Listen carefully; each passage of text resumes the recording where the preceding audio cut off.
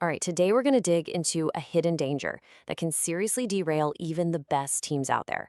And that danger is silence. We're going to explore why simply telling people to speak up just doesn't work, and how you, as a leader, can actually turn that silence into your team's biggest strength. So let me just start by asking you a question, especially if you're a leader. What do you think is the single most dangerous problem lurking in your team right now? Is it some technical bug, a deadline you might miss? Well, chances are the most dangerous problem is the one that nobody is even talking about. It's that silence, that quiet space around a potential issue that can just grow and grow until it becomes a full-blown catastrophe. To really see what this silence can cost in the real world, let's dive into a story that, honestly, plays out way too often in teams that look a lot like yours. Okay, so let's meet Priya. She's a sharp, talented new engineer on the team. And as she's looking through some code, she spots this subtle little flaw in the way the database queries are written. She gets this gut feeling, a strong hunch, that this is going to cause major performance issues later on, as the application scales. But she's new. She's hesitant. She doesn't want to come off as difficult or step on any toes. So instead of bringing it up in a public forum, she just sends a private message to her manager. Now, let's look at it from the manager's side. He's also new to the team, dealing with his own set of uncertainties. He sees Priya's message, but he's thinking, man, I don't want to disrupt the whole workflow or challenge the existing code in my first week. So he tells her to hold off. He doesn't want to shake the boat. Fast forward a few months, and yep, you guessed it, the inevitable happens. Just like Priya predicted, the entire system grinds to a halt because of a massive production failure. And the root cause? The exact same flaw she pointed out all those months ago. A single moment of shared hesitation led to a major business disaster. And that whole story brings up a really critical point. As leaders, we often think we're creating this open, honest environment, but our methods are just, well, they're flawed. So let's break down exactly why that common advice to just speak up fails so often. Come on, we've all said it, right? My door is always open. Or, hey, please, feel free to share any concerns you might have. We say this with the best of intentions, thinking we're rolling out the welcome app for all kinds of feedback. But if it were really that simple, why did Priya stay quiet? Why do so many valuable insights on our teams just go completely unspoken? The truth is, a simple invitation like that just isn't powerful enough to break through some really deep-seated psychological barriers. Let's try to see this from the perspective of a new team member.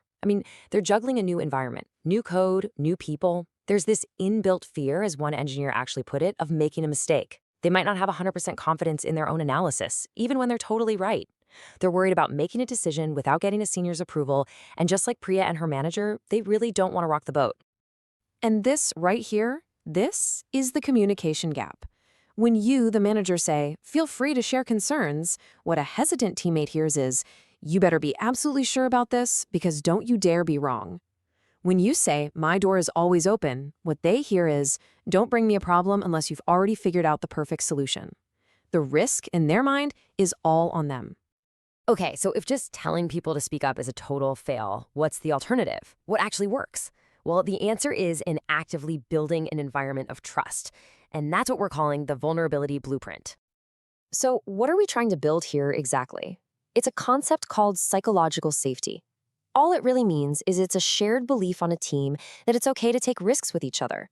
It's safe to share ideas, to ask questions, or even admit you made a mistake without any fear of being punished or humiliated for it. And here's the thing you've absolutely got to remember. You can't just announce psychological safety. You can't send an email or say it in a meeting and just expect it to happen. It has to be built, brick by brick, action by action. And it has to start with you. It all boils down to one simple rule. The leader must go first. You can't ask your team to be vulnerable if you're not willing to be vulnerable yourself. By modeling it, you're not just showing them that it's okay.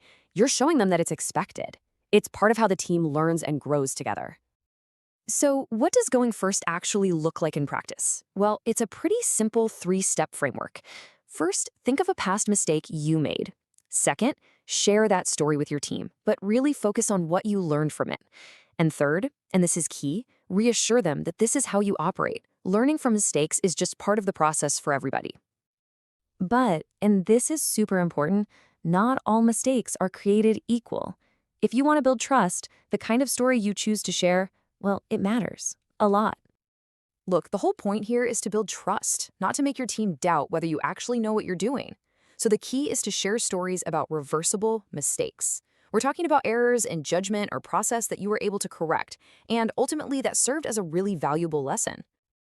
Let me show you the difference. A great reversible mistake to share sounds something like this.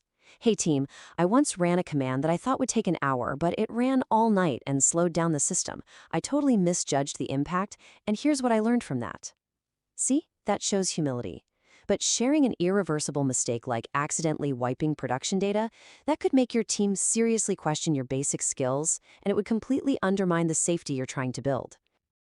Okay, I know what some of you might be thinking right about now. When managers hear this, a concern usually pops up. They start to worry that talking about mistakes is just going to lower the bar for performance.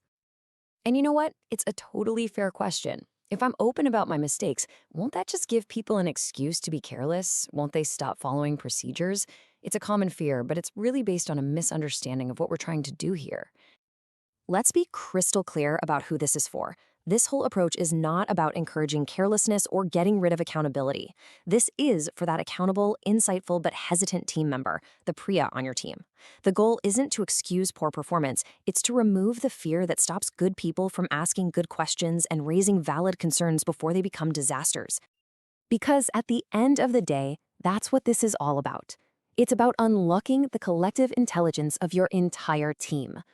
The most valuable insights often come from the quietest people in the room, from the new hire with fresh eyes, or the introvert who thinks things through so deeply.